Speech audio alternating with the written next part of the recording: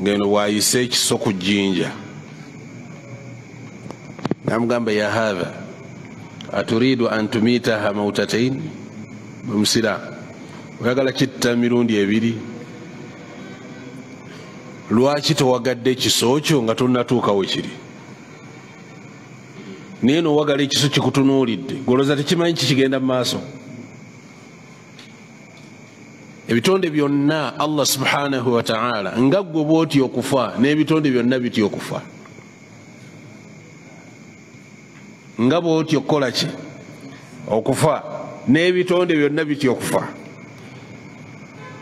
ekyo ekitonde teri atakitya kubanga n'okufa nako kitonde mu bitonde bya Allah naye teri atakitya nabwekityo omubaka Muhammad sallallahu alaihi wasallam kyava mugamba nti owagaliranga eri ekiso kyo era tekyandibadde kya buvunaanyizibwa kujja na kiso ng'ensolo gy'ogenda okusala ekutunuulidde. Obusiraamu butuyigiriza tulina okuba ne rahma. Oli yagamba Nabbi sallallahu alaihi wasallam nti ya Rasulallah wallahi inni la adhbah ashah owange omubaka wa Allah wallahi nkwata ekiso okusala ensolo bwenti wa ajidu rahma fi qalbi basi nakisala nempulira rahma mu mutima gwange. Nabbi sallallahu alaihi wasallam nti Allah akusasire, Allah akole ki akusasire. Iyo rahma omuntu gyaba nayo mu mutima hatta ne bwe kiba kisolo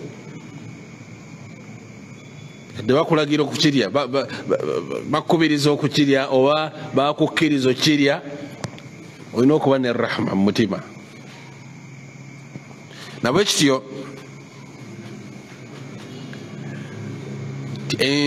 kisolo kyonna buli lwokiyisa obubi kisobola okufuuka ensonga n'oyingira ki n'oyingira omuliro.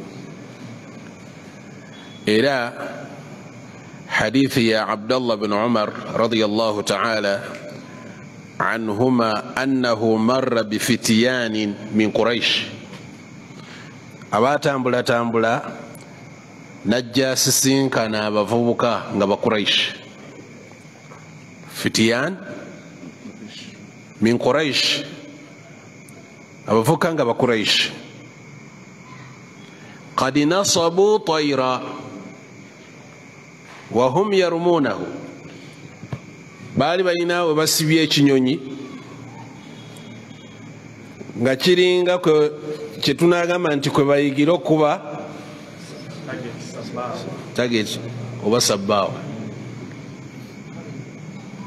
nga bakikanyuga bakuba kiringa bona kisibako omuguwa n'okireka nga kirengejja ne mutandika okikuba.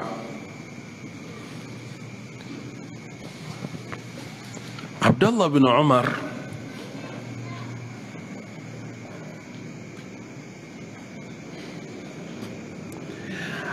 وقد جعلوا لصاحب الطير كل خاطئة من نبلهم abavubuka bano طيب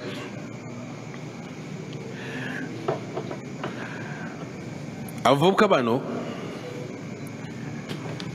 bassawo busaale baali bakozesa na busaale nga kwe bayigira annabuli kitegeeza buki busaale nga bakozesa busaale okukuba sabbaawa kupima kolaki. kati bwe balaba Abdallah bin Umar ng'ayitawo tafarraku harban minhu bayawukana buli omu n'akwata lirye nga bamutidde. Kyava agamba nti kyo kino kikyendaba kikino kikolebwa badde mukola ki. Ne bamugamba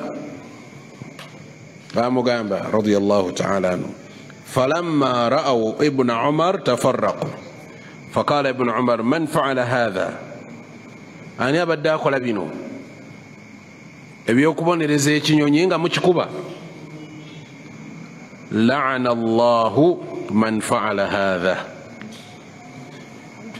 Ibn Umar kyeyagamba naga nti la'ana Allahu, Allah akolimire akoze kino, Allah akolimire akoze kino. Inna Rasulallahi sallallahu alayhi wa sallam la'ana man ittakhadha shay'an fihi ar-ruhu gharada. Nabagamba Abdullah bin Umar nti omubaka Muhammad sallallahu alayhi wa sallam la'ana yakolimira. Al-la'n bima'na at-tard min rahmatillah. Baga nabbi yakolimira kiba kitegeeza nti abaasabye Allah kugobemu kusaasira kwe. Nabagamba nabbi yakolimira sallallahu alayhi wa sallam oyo yenna man ittakhadha shay'an fihi ar-ruh, omuntu abaddidde ekintu kyonna nga kirina obulamu, kirina omwoyo, n'okissaawo nga kwoyigira okukuba tageti. Buli yenna akikola mukolimire. Al-gharad wa huwa al-hadaf, kintu kyonna kyoba otaddewo nga kopemira okukola ki, kwoyigira okukuba target. Ekyo omubaka Muhammad sallallahu alaihi wasallam yakiziyiza, era n'akolimira omuntu aba akoze eki, aba akikoze sallallahu alaihi wasallam. Lwaki ekintu ekikolebwa? Liannahu yata'allam, kimu kuba nakyo kirumizibwa. إذ أن هذا يضرب على جناحه وهذا يضرب على صدره. Onakikuba ku kiwawatiro, onakuba ku lubuto lwakyo, onakuba ku mutwe, onakuba ku ki, nakyo kiba kirumizibwa. Kati omuntu oyo atayinaamu rahma, atayinaamu kusaasira mu mutima gwe nti ekintu kino nakyo kirumizibwa, butuufu asaana kukolimirwa.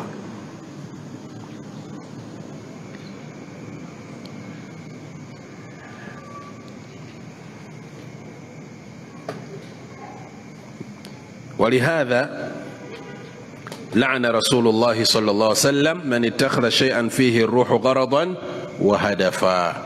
نبي محمد صلى الله عليه وسلم ينسونغ lwaki yakolimira oyenna abafudde oba abaddidde ekintu kyonna ekirina obulamu, ekirina omwoyo, n'okissaawo nga kwoyigira okuba butida. Butida emanyikiddwa? Lulimi kyolo butida. Limi lw'abayizi. طيب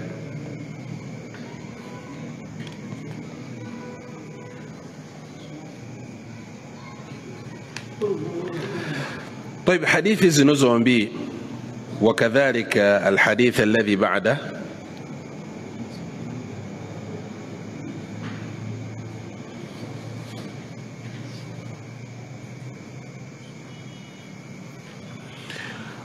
حديث الزيكو يا أنس بن مالك رضي الله تعالى عنه قال نهى رسول الله صلى الله عليه وسلم أن تصبر البهائم، معناه تحبس للقتل. أمبك محمد صلى الله عليه وسلم يزيز أقواتين سولو نمجسبا نمتاندي كجكوبا بكا الويفا. Ombaka Muhammad sallallahu alaihi wasallam yaziiza okubanga okwata ensolo n'ogisiba, bw'omala okugisiba aye n'otandika ogikuba paka lwekola ki, paka lwefa. Ekyo Ombaka Muhammad sallallahu alaihi wasallam naha an dhalik, Ombaka yakiziiza sallallahu alaihi wasallam, fa inna hadha la yajuz. Kubanga asula bw'oba okisibye kikubira kyangu kisala. Lwaki okikuba? Lwaki okibonereza? Oba okikanyugirira mayinja oba kintu kyonna kiba kikikosa kiba kikirumya fala yahillu an yurma ensonga lwaki tekikkirizibwa kubanga kikanyuugirirwa ekisolo ekimaze okukola ki okusibwa.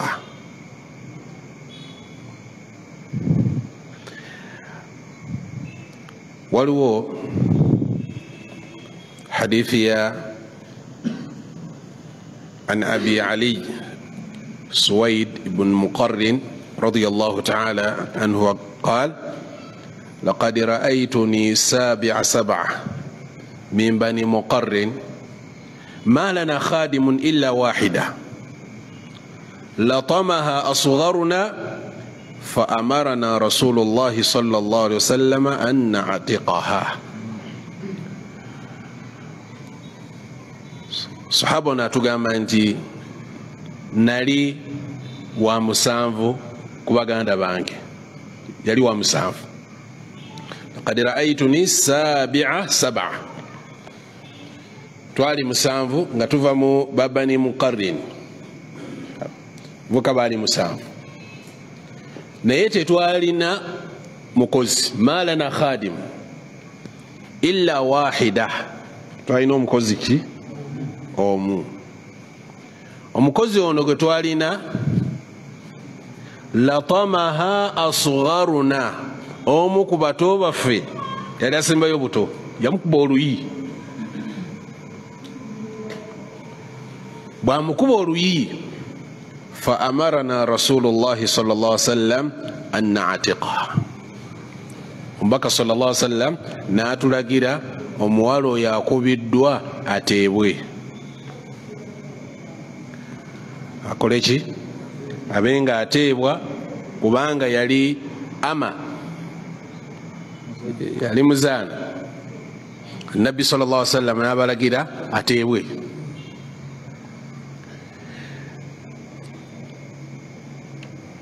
kati mu mulyango guno Imaamu Nawawi Allah musaasire yatulaga nti kiri haram okubonereza ekisolo kyekisooka kya byonna. tekikkirizibwa kukwata kisolo n'okola ki n'okisiba wookisibidde n'otakiwa byakulya n'otakiwa byakunywa, ekyo kiba haramu. tuli bumu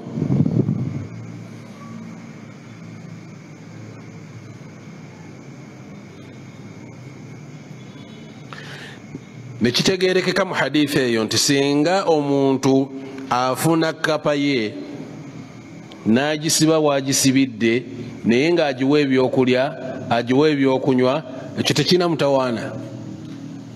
oba afunye bunyonyi bwe ng'ayagala kulunda bunyonyi n'abaako waabusibidde naye ng'abuwa ki abuwa ebyokulya, tewali mutawaana.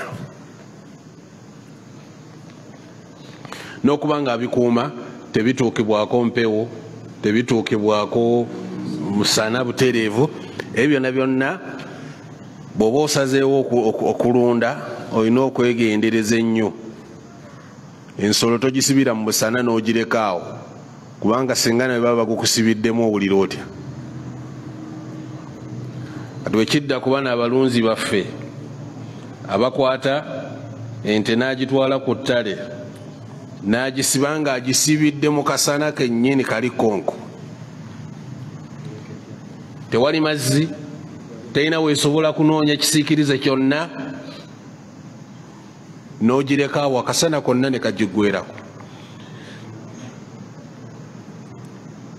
bakutenda okulunda. naye ensolo eyo muyinza okuyimirira nayo mu bbaliro mu maaso ga Allah subhanahu wa ta'ala. olaba abasajja bali baatyanga buti ba Umar bin Khattab radiyallahu ta'ala anhu bwe yali agenda okufa yagamba neeraliikirira okubanga embalaasi mu Iraaqa egenda kumbuuzibwako, eyagwa mu kinnya n'emenyeko okugulu egenda kumbuuzibwako, era nyimirire nayo mu maaso ga Allah egambe nti ya Umar lima lam tusawwili ttariqa, Umar lwaki tewankolera kkubo mwempita nentuuka n'okumenyeka? Yali khalifa, mukulembeze wa Busiraamu, naye yeraliikirira okubanga ensolo eyinza okuvaayo neyesuulayo negamba nti Omar nga tonnayingira jjana nkubanja.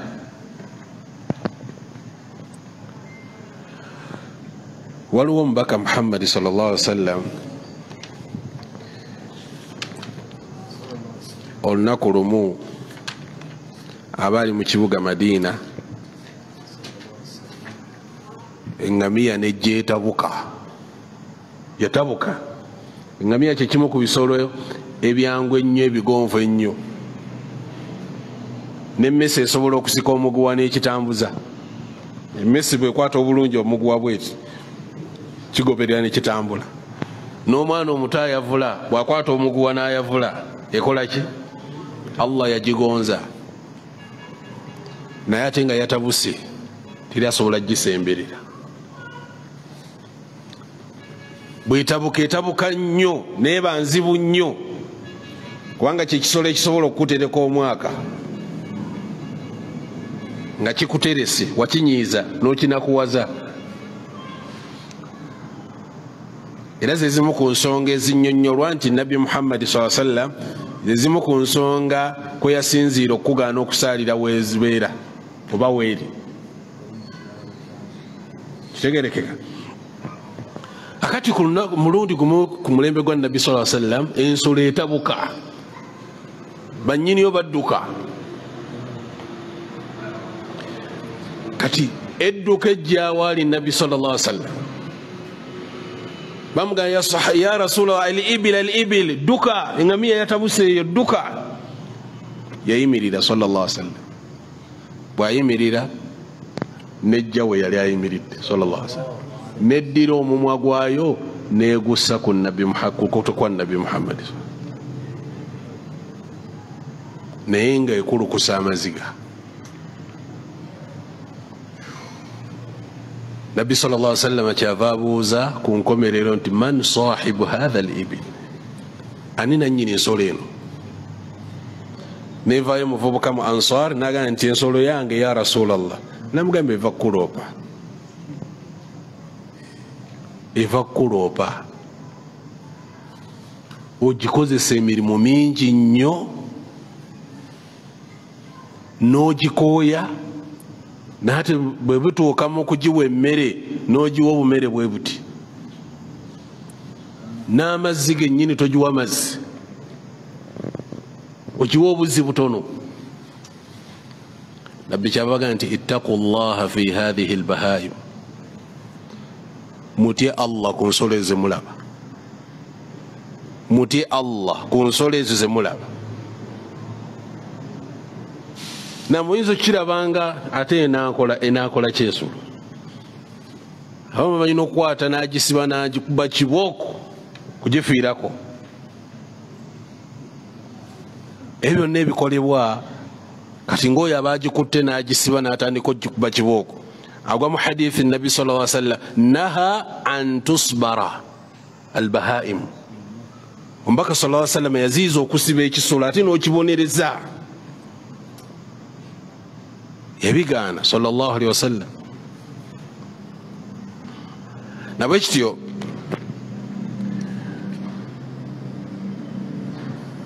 omusiraamu tugambye okkirizibwa okuba n'ekisolo ekyo kasita oba nga ogenda kukola ki?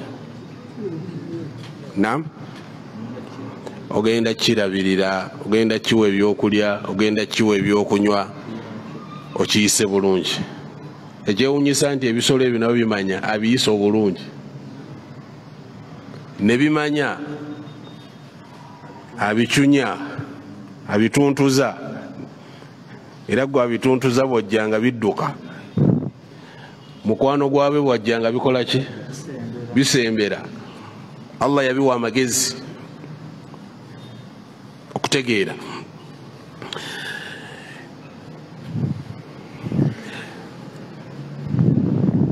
حديث الدكو عن أبي مسعود البدري رضي الله تعالى عنه قال: كنت أضرب غلاما لي بالصوت فسمعت صوتا من خلفي: اعلم أبا مسعود. فلم أفهم الصوت من الغضب،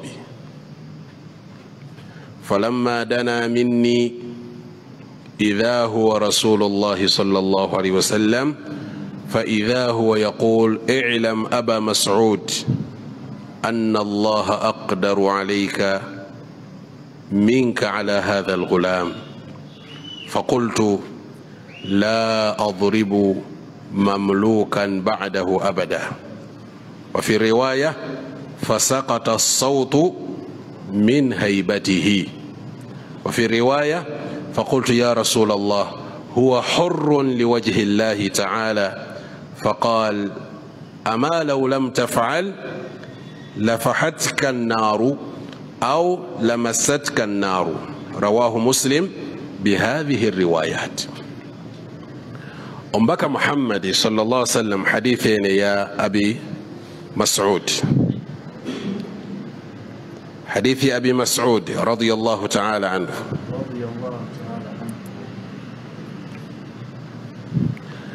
أقام أنت: كنت أضرب غلاما لي. Ninaomuvubuka wange nali nkuba kibooko. Gulam mutabanyi wange naye nga si mutabanyi we gwazaala wabula muddu. Alina omuddu gwe yali akuba bisawt, amukuba kibooko. Fasami'tu sawtan min khalfi. Nempulira eddoboozi mabega wange. Eddoboozi lye nawulya nga liŋŋamba: Aba Mas'ud, taata Mas'ud. Walam yafqah, teyawulira. Ono yali akola ki? Yali amuyita olw'obusungu obungi bwe yalina ku muvubuka. Waliwo omuntu lwaba n'obusungu ng'alinga majunun tamaamu, nga mulalwa awedde emirimu, taagala kuwuliriza. Naye n'omala omwogerako ng'ali mu mbeera eyo, naawe akutwaliramu, bikwatako, obiyingiriramu wa. Ayinza okukozesa ebigambo ebinene. Omuntu ayinza okutuuka ku ddaala nga takyawulira bya mulala yenna okuggyako ebibyo byokka byawulira. Kakati ono yawulira eddoboozi naye teyamanya ani oyo ayogera, ate nga eddoboozi lyali limanyikiddwa. Eddoboozi ya Nabbi Muhammadi sallallahu alaihi wasallam lyali limanyikiddwa, naye olw'okuba yalina obusungu bwe kusaawe teyasooka kitegeera.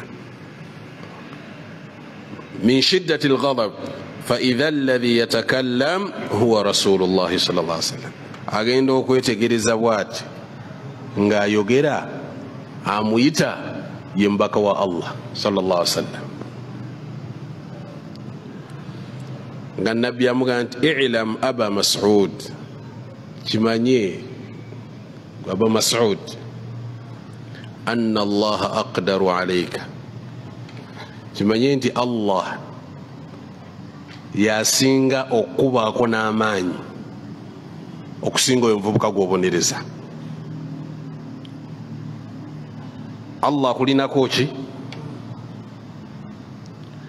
Byonna bikoli, naye manya nti waggulu waliwo akusinga atasobola okukutuusaako kyonna kyayagala. Anna Allah aqdaru alayka minka ala hadha al-ghulam. Oyo omwana omulaba nga gw'omukutte mu ttaano omubonereza, naye kukakasa nti Allah subhanahu wa ta'ala ate omuli mu ttaano nnyo okusinga nga bw'omulaba nti akuli mu ttaano. Fa innahu aqdaru alayka min qudratika ala hadha al-ghulam. Allah akulinako obusobozi okusinga obusobozi bw'olina ku ki?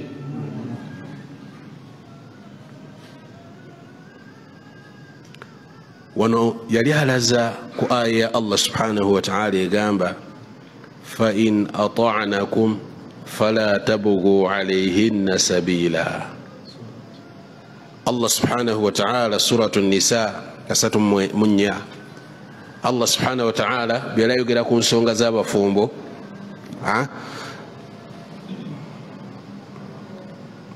byalayogera ku nsonga zaki wallati takhafuna nushuzahunna fa'idhuhunna wahjuruhunna fil madaji' wadribuhunna fa in ata'nakum fala tabghu alayhinna sabila.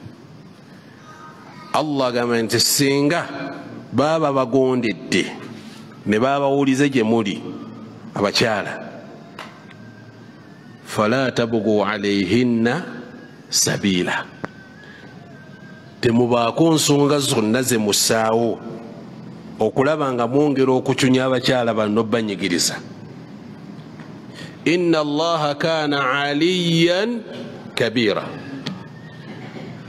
Aganti Allah okuva edda nedda n'olwaleero paka yawma alqiyama wa waggulu, ali waggulu gyakulengerera, ate kabiran munene.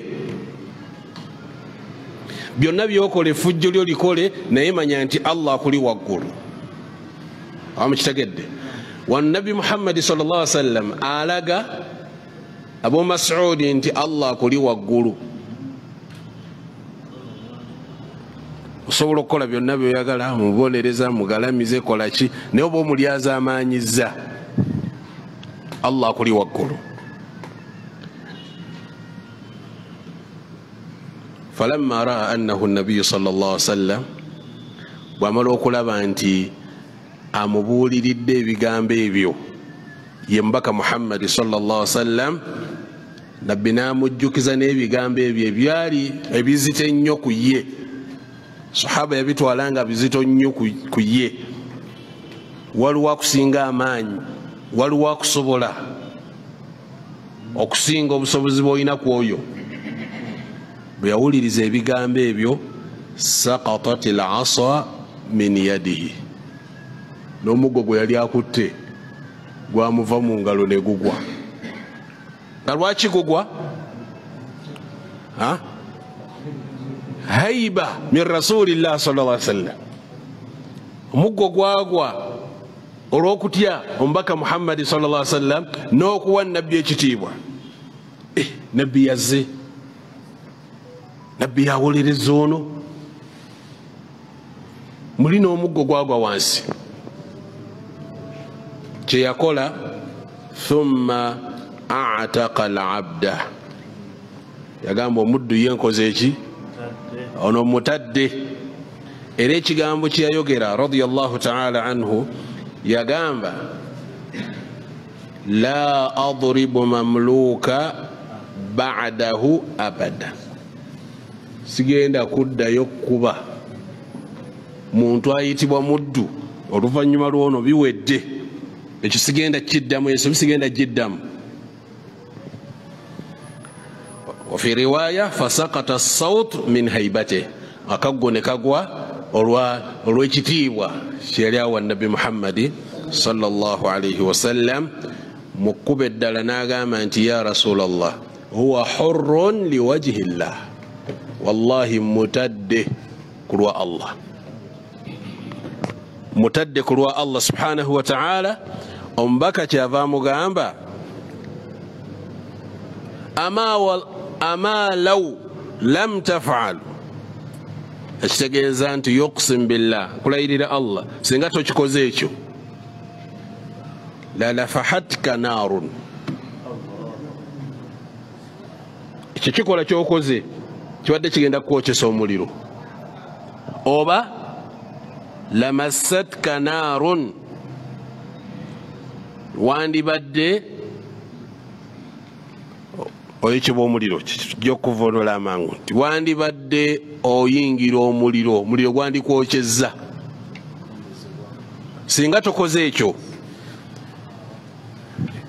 kikolwa ki kyeyakola?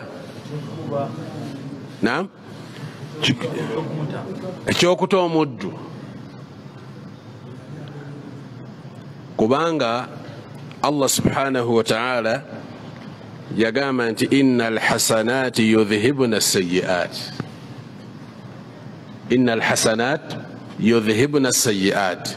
Bw'okola ekirungi oluvannyuma lw'ekibi, ekirungi kino kijjawo ekibi ekyo. Kati olw'okuba yatwa omuddu oli, Allah subhanahu wa ta'ala yamusonyiwa. Era nga bw'atugamba sallallahu alayhi wa sallam nti wa atbi'i sayyi'a hasana tamhuha. Bw'olookolanga ensobi gikomerezeeko ekirungi, ekirungi ekyo kijjawo ensobi eyo. Fabadala min annahu asa ila hadha al-abdi ahsana ilayhi bil-'itq. Oluvannyuma lw'okubanga yakola ensobi ey'okuyisa obubi omuddu oyo, yamala n'alongoosa oluvannyuma lwe ayinaaba ng'akoze eki? ولهذا أرشد النبي صلى الله عليه وسلم إلى هذا بأنه من ضرب عبده أو لطمه فإن كفارة ذلك أن يعتقه. سنقول يا باكو بيوم الدوي oluyi ekikusonyisa ezambi eryo kola ki? Kumuta. Ye hadith ezzeeko eya Nabi Muhammad sallallahu alaihi wasallam ابن عمر رضي الله تعالى عنه قال من ضرب غلاما له حدا لم يأته أو لطمه فإن كفارته أن يعتقه.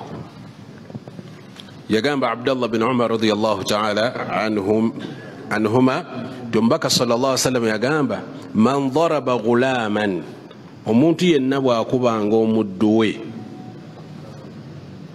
nga amukubye haddan, amutaddeko kibonerezo kya haddi mugimanyi, amukubye ekibookaana oba kinaana oba 10 kitegerekeka, naye ng'ate omuddu akubwa nisfu. bwe tuba bakumusaako haddi tujja bisoma mu kitabu al-hudud. Webakuba olya 4 ye bamukuba 2, webakuba olya 8 yakubwa mmeka? 4, webakuba 10 yakubwa 5. Omuddu tujja biraba mu maaso mu kitabu al-hudud. Kakati omubaka sallallahu alaihi wasallam agamba nti omuntu yenna bw'ossa ku muddu haddi, ekibonerezo ekyo nga mu butuufu takisaanidde, omuwaayiriza olw'okuba talina bwogerero, nga ojja galamira togalamire, mukama wange kangalamire, n'omukuba haddi nga mu butuufu abadde tagisaanidde. Aw latamahu, oba n'omukuba oluyi, fa inna kafarata, ekikusonyiisa ensobi egyoba okoze, an yu'tiqahu, okubanga omuta, okubanga omuta. Zino zonna hadisi zikulaga nti kiri haramu okubonereza omuntu. Wali bakulaza obwa haramu bw'okubonereza ebisolo, ati bakulaga obwa haramu obw'okucunya abantu banno.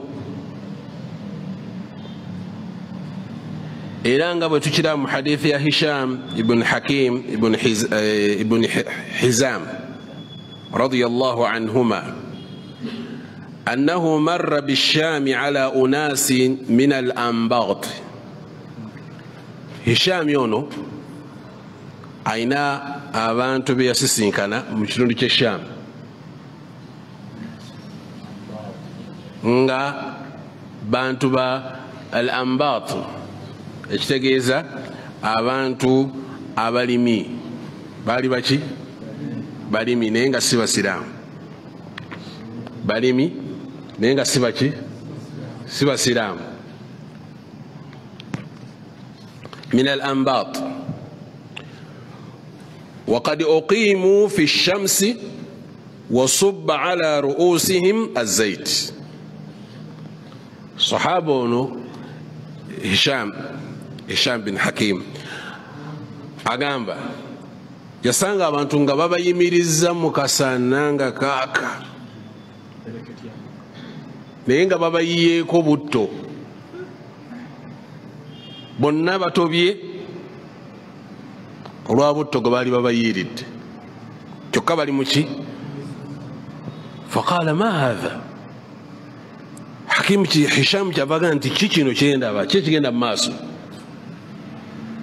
qila yu'adhabuna fi lkharaj awaganye okusasula omusolo gwaffe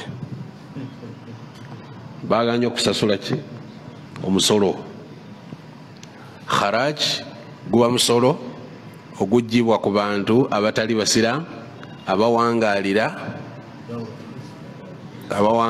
mu nsi ey'obusiramu nga guweebwa olw'okubanga bakuumibwa nga abasiraamu bakola ki era teri muntu yenna akkirizibwa kumulumbagana muntu oyo atali musiraamu etokkirizibwa mutuusaako buzibu bwonna kati olw'okubanga aba mu bukuumi bw'abasiraamu abaako kakola ki kasasula ate nga kabuwaze kitegerekeka kakati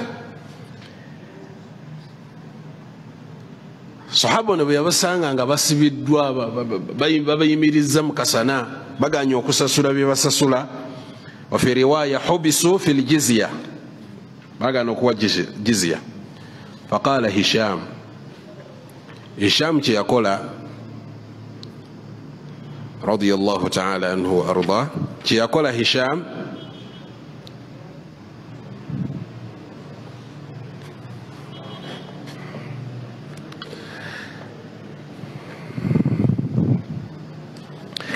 kye yakola n'agamba nti ashhadu la sami'tu rasulallahi sallallahu alaihi wasallam yaqul nkakasa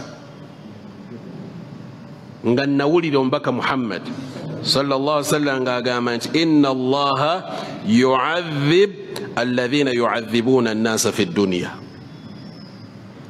Allah agenda kubonereza abo bonna ababonereza abantu mu nsi eno bonna Allah agenda babonereza mukategedde sahaba agamba nawulira nabbi sallallahu alaihi wasallam nze kennyini namuwulira ti Allah agenda kubonereza abo ababonereza abantu mu nsi abakyayogera ebyo fadakhala al amiru yali ayisiza ekiragiro ky'obbasa mukasana n'ayingirawo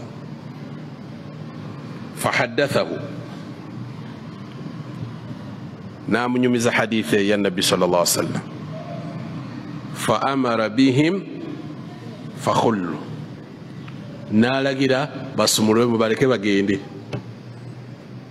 bwe yawulira ekigambo kya nabbi Muhammad sallallahu alaihi wasallam yalagira bakole ki mubaleke bagende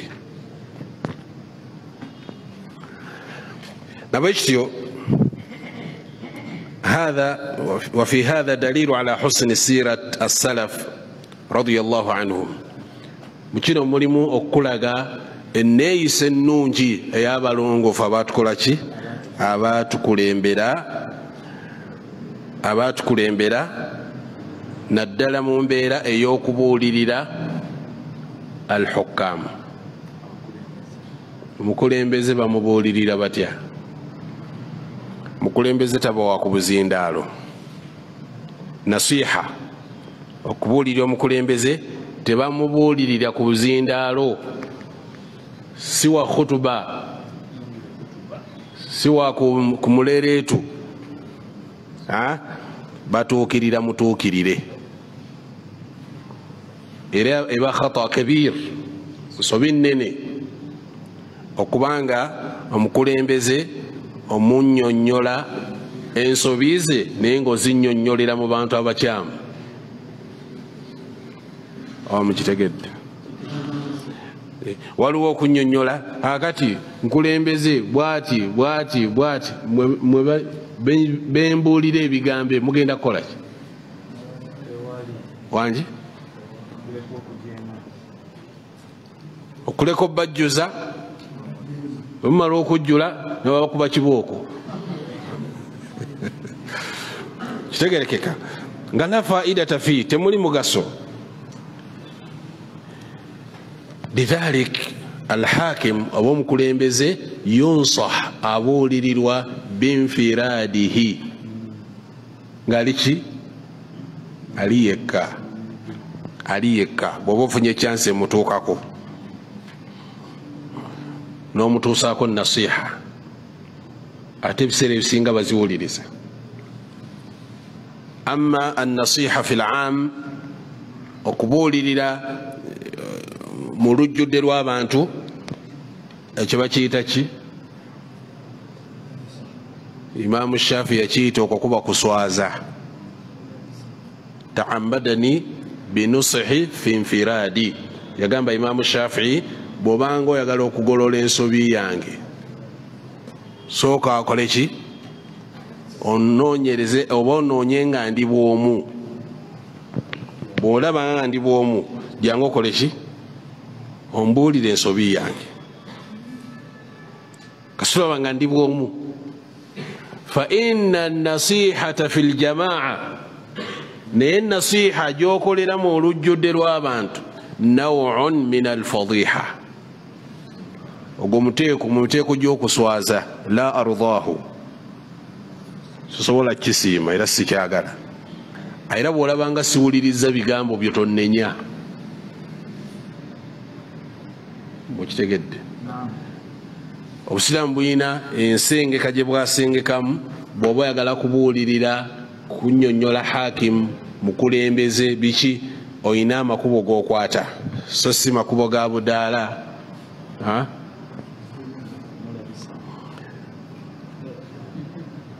soka kya byonna nti alina amaanyi agakusinga.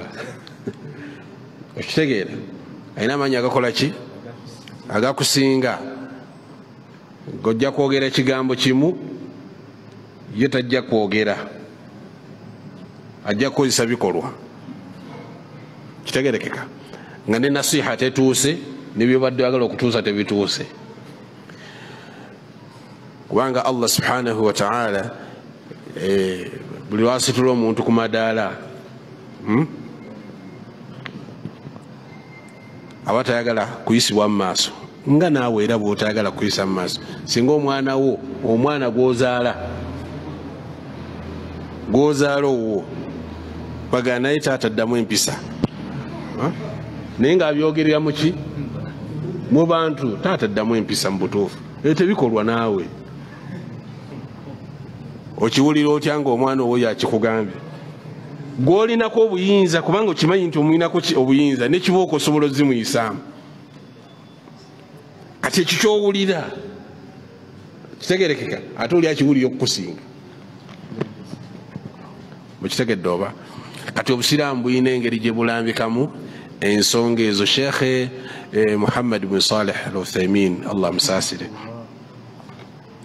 olunaku lumu bashabaaba abavubuka bamutuuke naga naye sheekhe nimuwangala n'abasajja abakulembezi ba kabaka aba Fahadi ba Abdallah asajja temulanga boononefu lwaki temubagambako?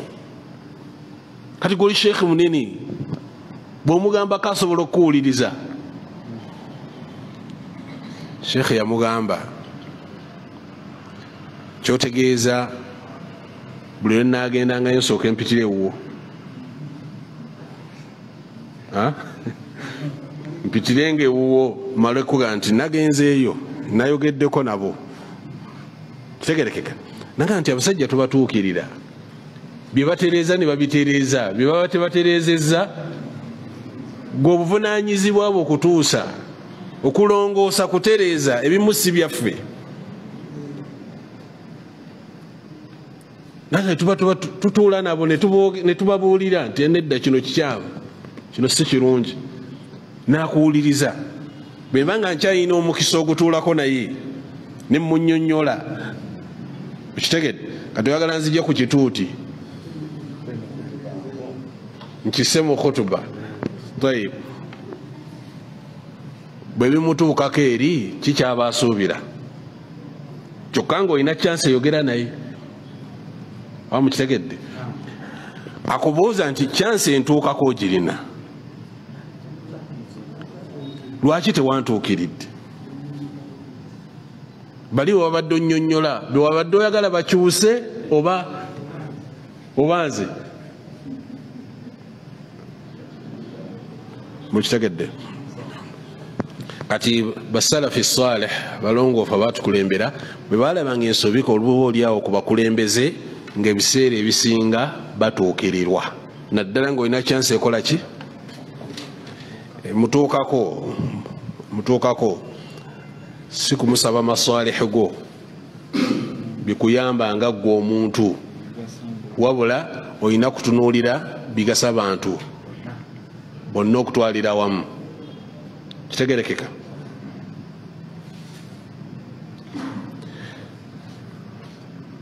fa in ihtada fahuwa almatlub bwaba alungamye alhamdulillah kyetubadde tunoonya wa in lam yahtadi bari'ati dhimmatu nasih bwaba tawuliriza gwoba weetikkudde omugugu oba weetikkudde ki obuvunanyizibwa ne busigala ku ye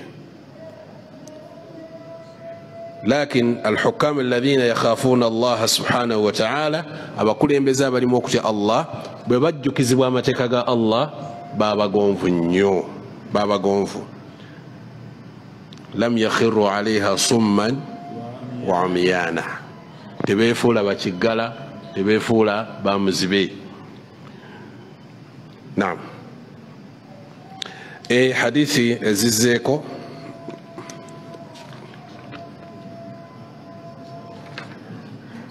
وعن ابن عباس رضي الله عنهما قال رأى رسول الله صلى الله عليه وسلم حمارا موسوم الوجه فأنكر ذلك ومبكى صلى الله عليه وسلم يلبى حمار أكرمكم الله حمار اندوغوي يلبى اندوغوي nga bajocheza mu face mu kyenyi alwasm kitegeeza bagisaako bagita batya enjokyo alama byonna naam ebyakolebwanga edda nakati era bikolebwa nendooza kati babikola mu mbeera y'ekiyivu bazisaamu mu matu ne bagisaako ennamba ne bagisaako kisa obubonero ndowooza sibe kiri kati luli nga ensolo okwata oba n'osazaamu oba n'ossaamu layini bbiri mu feesi kati ebamanya nti eyo yaba kika kiri era ne bwe yeetaba mu nsolo z'oli bagimanya mangu nti aye si yaffe yabali naddala edda abaagendanga okulunda nga bonna balundira kuluusi mu kifo kimu kitegereka kati ng'ensolo erina okubaako alaama osobola ojjawulira kati nga bagissaako enjokyo ze mwogeddeko kitegerekeka kati nabbi sallallahu alaihi wasallam asanga endogoyi nga bajokyeza mu feesi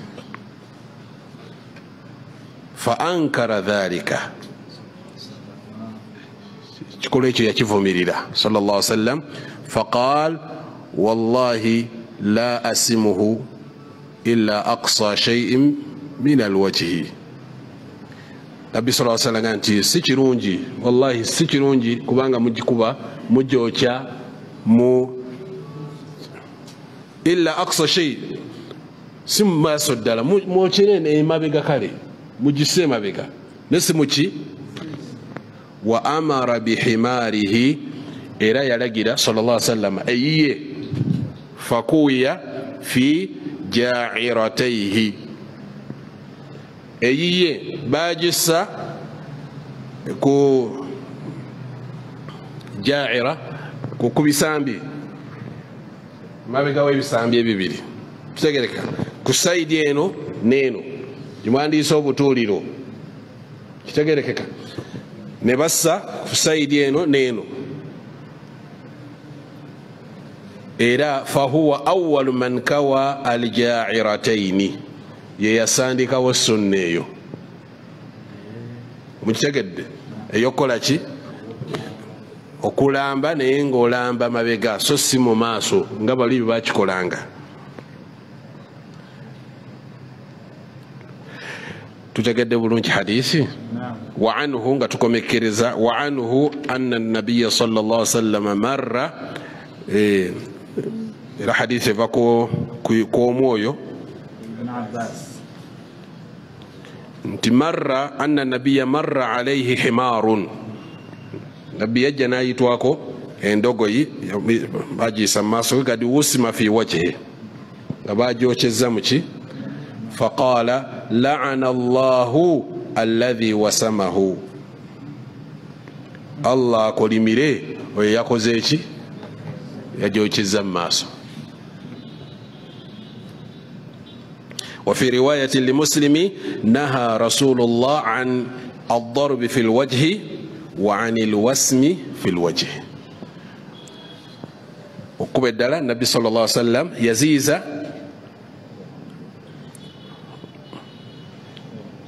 okuba mukyenyi yakiziiza n'okubanga bagissaako enjokyo mu feesi nakyo nakigaana sallallahu alayhi wasallam.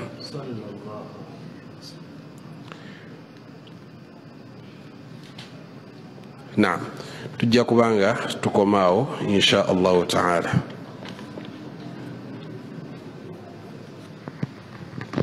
Adhin.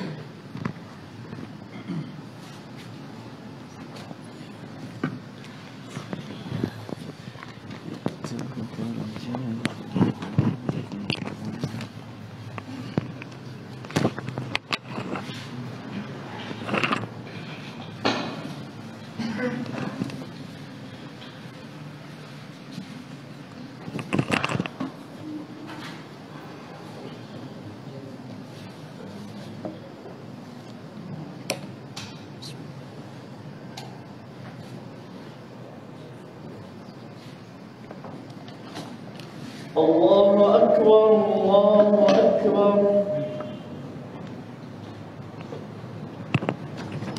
الله أكبر الله أكبر. أشهد أن لا إله إلا الله. أشهد أن لا إله إلا الله.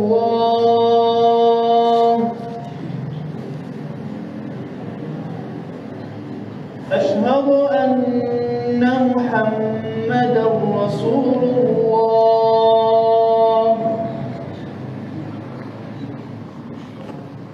أشهد أن محمدا رسول الله.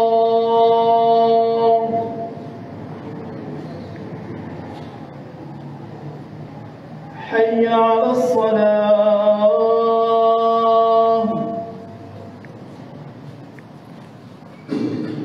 حي على الصلاة.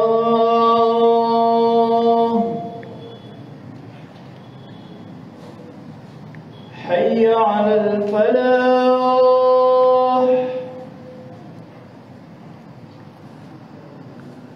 حي على الفلاح.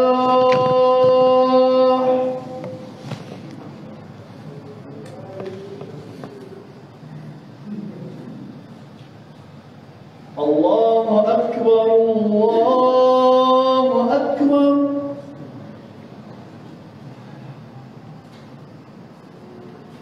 لا إله إلا الله.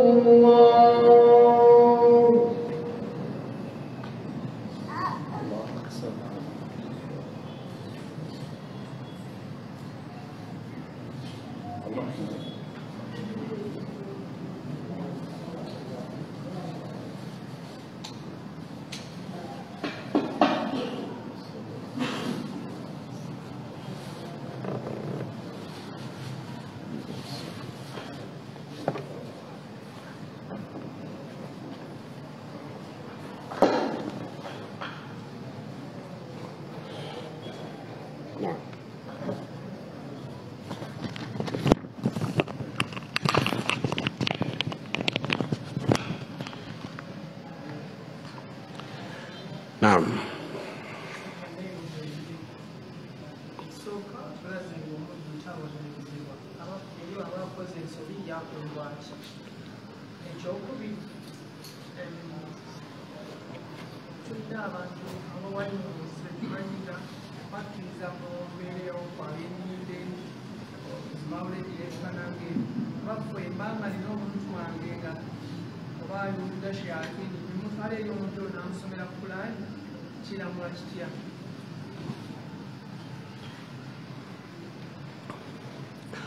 طيب omuddu bw'aba asobezza tabonerezebwa wabula tumuzzaamu empisa yanjawulo. Okubonereza kiba kitegeeza nti omubonereza bighayri sabab. Kale ayinza okuba nga asobezza naye ate n'osussaawo ekibonerezo.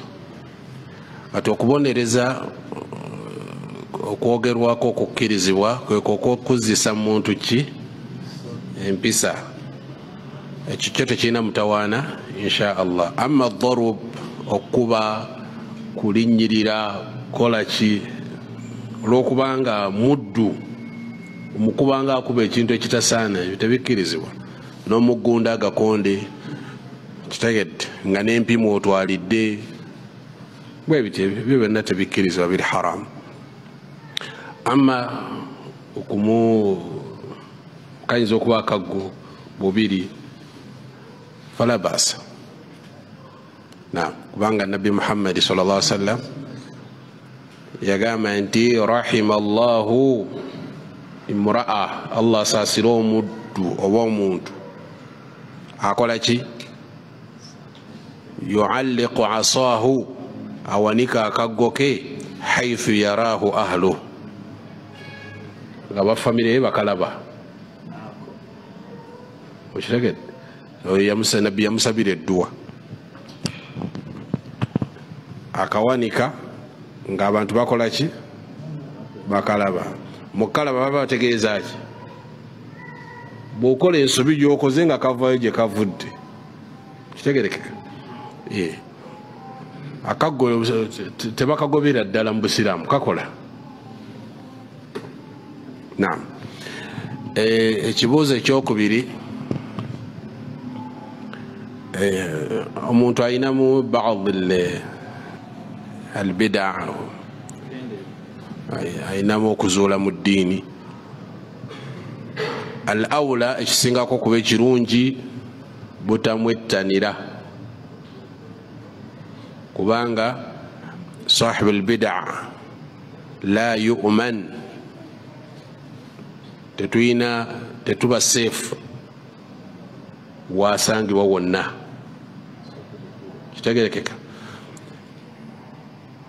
Twabanga ekyokuzuula mu ddiini takirinaako buzibu, ate ekyokuzuula mu kusabira. Kitegerekeka? Nabwe kityo nti bw'oba ofunye atali mu bid'a ezo, kyekisinga okuba ekituufu. Oba kitegedde?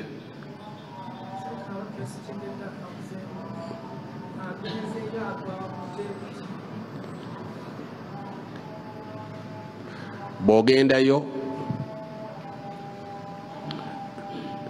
twandibadde tugamba nti si kirungi gendayo, naye bw'oba ogenzeeyo naaba nga asomye Qur'ani, asomye adiya, fala ba'as, tewali buzibu.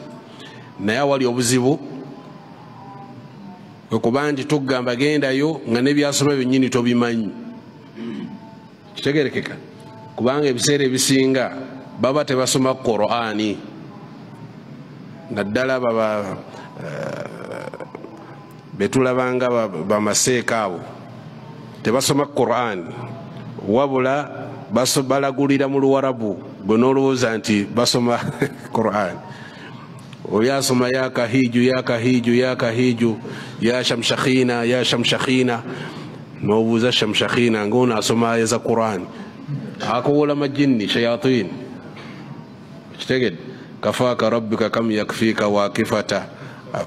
afaka kahuna waka luwarabu terutegerekeka okitegedde kakati ebigambo ebyo omusiraamu takkirizibwa kuba nti ogenda wali bantu abo kubanga ebiseera ebisinga la yu'man tufuna obweraliikirivu teosobola okukola ki okugwa mu buzibu n'otomera. Naam.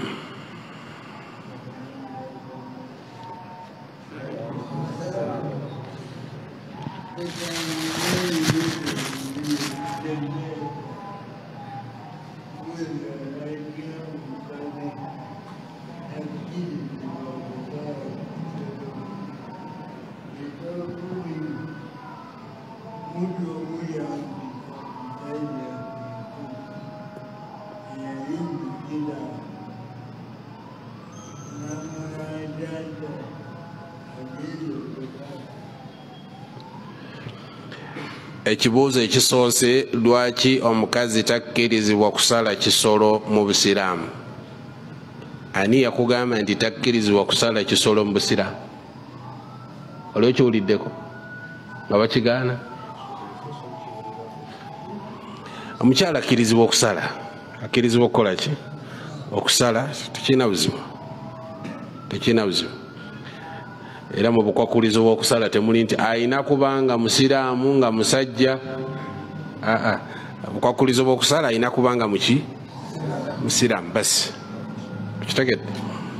Naam, ebiseera ebisinga abakyala tebasala kubanga ebisolo ebisalibwa oluusi byamaanyi. Kati ente kyala akwate ejjambi yasale ente wenaawe bajja kukusala.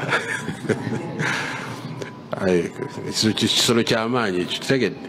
N'enkoko biki ebyo bwaba asobodde okusala, naye nti bwaba asobodde okusala tetugamba nti kiri haramu, akkirizibwa.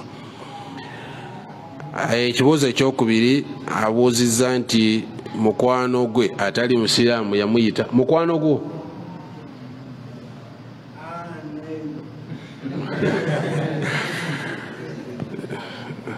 Neighbor, tekigaana kubanga mukwano gwe.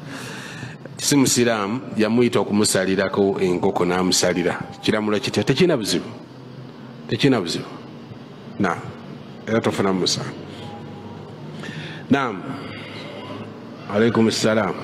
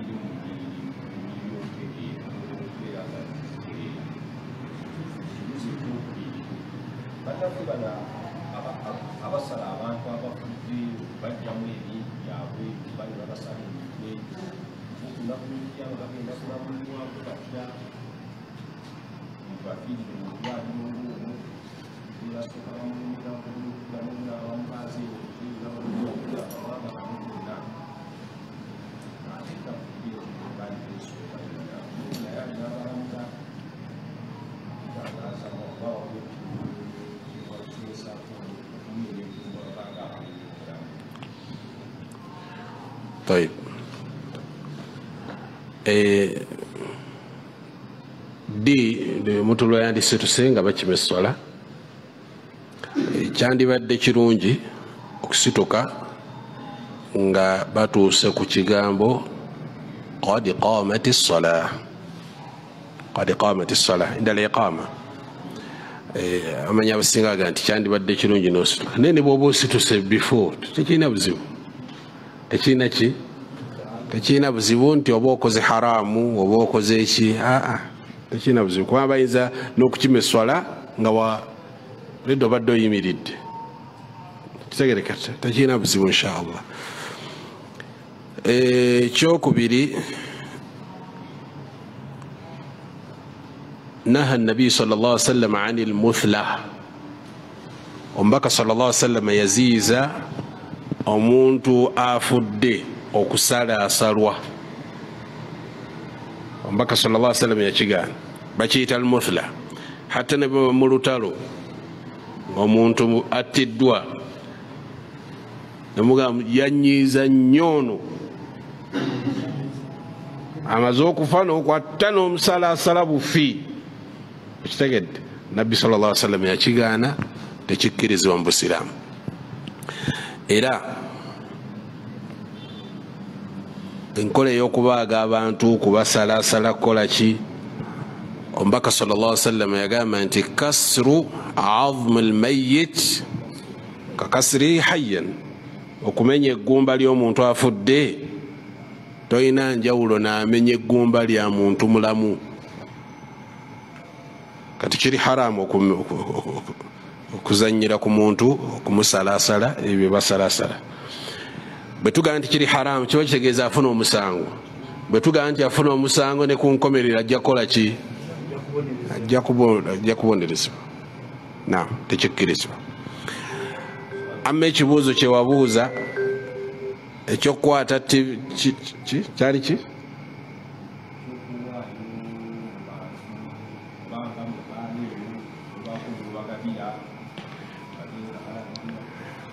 Okukwata ebintu n'obipangisa ab'ebbaala tekikkirizibwa.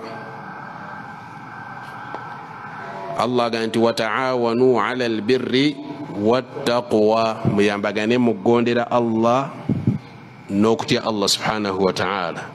Wala taawanu ala al-ithmi wal-udwan, temuyambagana mu bintu bibafunyisa misango na kukola bulumbaganyi. Bakigaana. Ekirala ki? Naam.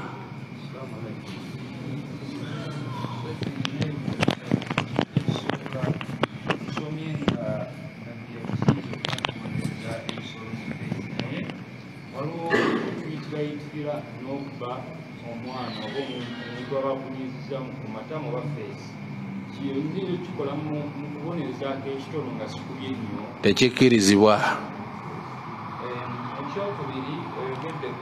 Tokkirizibwa kuba muntu luyi mu face oba kikonde. Face nabbi yagamba ittaqil wajha, mu byotazanyirangako ye face y'omuntu.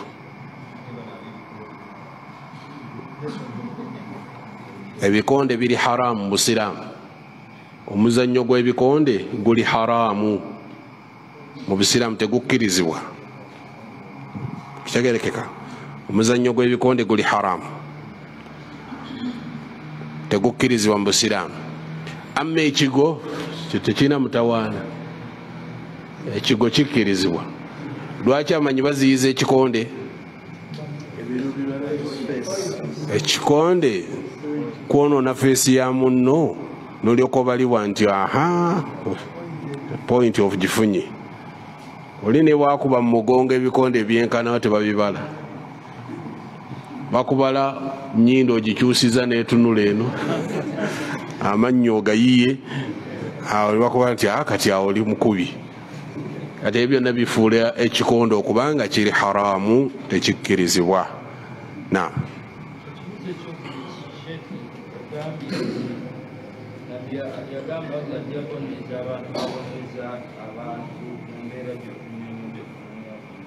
Naye omulimu gwange ndi wa security, ndi wa CID oba ndi musirikale, naye nga baleeta abakozi b'ebikolobero bano nasse nakozaki ne mukunya omugjamu information. Naye mu kumukunya nina kunyigamu magalo oba kyasobole okwogera ebituufu, oba be babbye oba be basse, nga kituufu bwe babbi, naye nga gwe mulimu gwange. Kati namulwa ntya naye nga ndi w'amateeka. Tayib. Amateeka, bwe waliwo amateeka ag'Obusiraamu tegakukkiriza ebyo. Ag'Obusiraamu tegakola ki? Tegabikukkiriza, olw'ensonga nti bangi be bacunya mu mbeera bwetyo nga si bazzi ba misango. Nakkiriza olw'ekibonerezo ekimusiddwako, nakkiriza. Era Nabbi Muhammad sallallahu alaihi wasallam baba mulumu ku lutalo, waliwo abamu ku bawambibwa abawambe babawamba akati nabbi sallallahu alaihi wasallam agenda okusanga nga basahaba babacunya abaali bawambiddwa mutubuulire bagundi bagenze oba tebannagenda babuuza abalabe batuuse wakati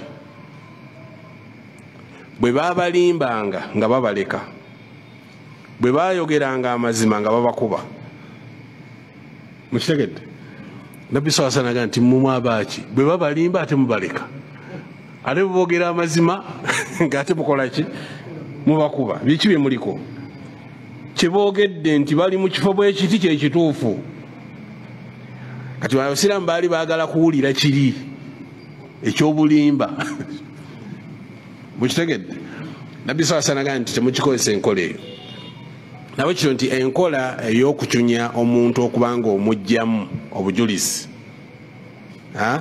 ebiseera ebisinga takuwa bujulizi butuufu ayogera gwe kyoyagala so si ekituufu kyalina mu mutima gwe kitegerekeka kati mu mbeera efaanana bwetyo kiba tekikkirizibwa kubanga kikolebwa mu nkola efaanana bwetyo kyokubiri otugambye ng'okakasa nga mubbi kati okakasizza nga mubbi ale kati obulwaki omubonereza oledde okoze eki okakasizza kitegedde kwagala kuwulira kimuvaamu naam ekisembayo sheekhi kikwatagana ku busungu na oluganda wange omu yandukirako ng'alina mutabani we mwana muto ali mu disiri naye ng'alina ekizibu asunguwala kati ngambuuza nti nyinza mukola ntya singa agezaako kutuula mu bibuuzo ekintu ne kimulema akwata olupapula nalubizabiza olumu nalukutakuta nafuluma ekibuuzo agambe nga audhu billahi min ashaitani rajim byeddagala mugambe ayitirizenga nnyo listiaadha ku nsonga era ey'obusungu eno omuntu yandibadde akola atya singa kubeera waliwo omulala yambuza nti nina obusungu ku busungu singa bunkwata oli ne wajja ng'ayogera nange yinza omukola ekikyamu naye nga muntu mukulu ddagala kinkuliddemu eddagala lyerimu omubaka sallallahu alaihi wasallam mujjukira gwe yasisinkana amaaso gamumyuse yenna tafaananika mukambwe nabbi naga nti inni la a'lam nze mmanye ekigambo omusiraamu singa aba akikozesezza asobola okutereera nadda mu mbeera ye singa aga nti audhu billahi min ashaitani rajim asobola okutereera basahaba bamugamba nti owaayi nabbi agambye nti bw'oyogera nti audhu billahi min ashaitani rajim embeera eyo ekuliko ejja kukuvaako kumanya ali musunguwavu nnyo naga bagambye ndi mulalu byeyikola sibitegeera mukitegedde ate yeyongera bweyongezi ki singa yayogera bwogeze nti audhu billahi min ashaitani rajim yandibadde atereera kitegereka kati ekyo kibeera ebiseera ebisinga shaitaani yebeekulinnye ku mutwe kati olina okusaba ennyo allah subhanahu wataala abenga akukingiriza kisembayo kidya ekisembayo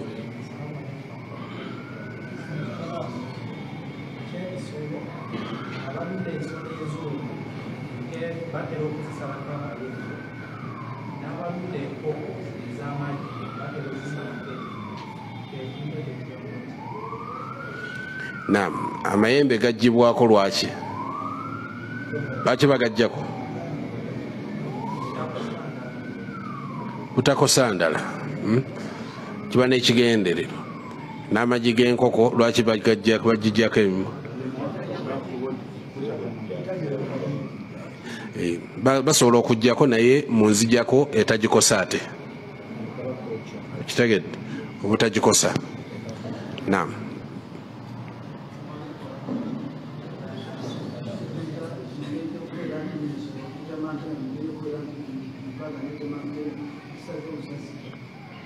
okukola ki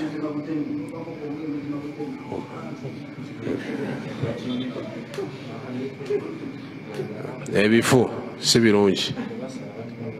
birungi omubaka sallallahu alaihi wasallam buli lwosala bwotyo ensolo eyo tevaamu musaayi gwonna omukyamu kiba nti ne bwoba ogisala togikutulako omutwe olina ogisala okutula emisiwa gino egy'omusaayi naye osigale ng'ogikutte omusaayi gwonna omukyamu gube nga gukola ki naye bw'otema omulundi ogumu waliwo ogusigalayo ogutavaayo ate nga si mulungi kitegerekeka tukulaba nti nabbi yakugamba nti wa idha dhabahtum fa ahsinu teyagamba fa ahsinu alqata mulongoose enkutula ensingo bakusala ki basala busazi naam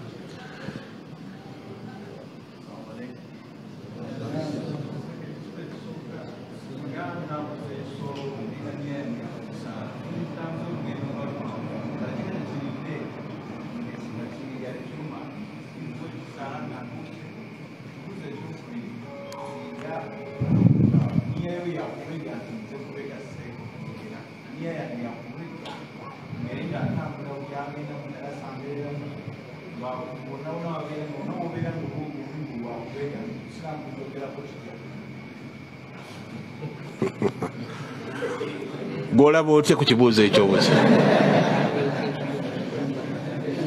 okiraba otya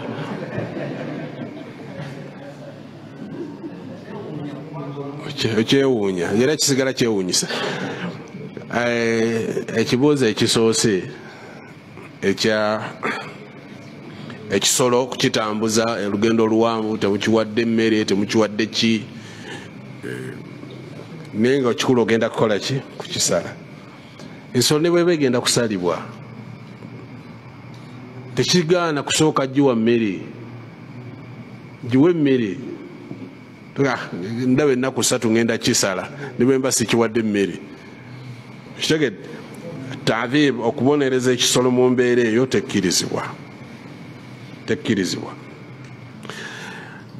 ne tudda ku baganda baffe abatambuza ente abatambuza ki ku bimotoka abo baliko laana tebamanyi gye zikoma buwanvu ezo ensolo wallahi ogenda n'otunulira n'ente nga zikaabira ku mmotoka maaso basibye naye mabega basibye yonna basibye neetuuka n'okubanga oluusi ekutukako kitegerekeka eno gye basibye emabega yonna n'ezimba n'ogiraba nga nokukaaba ekaaba wama n'agisamba ekibuutusi mu lubuto bikolebwa wallahi tebikkirizibwa kitegerekeka okubonereza ebisolo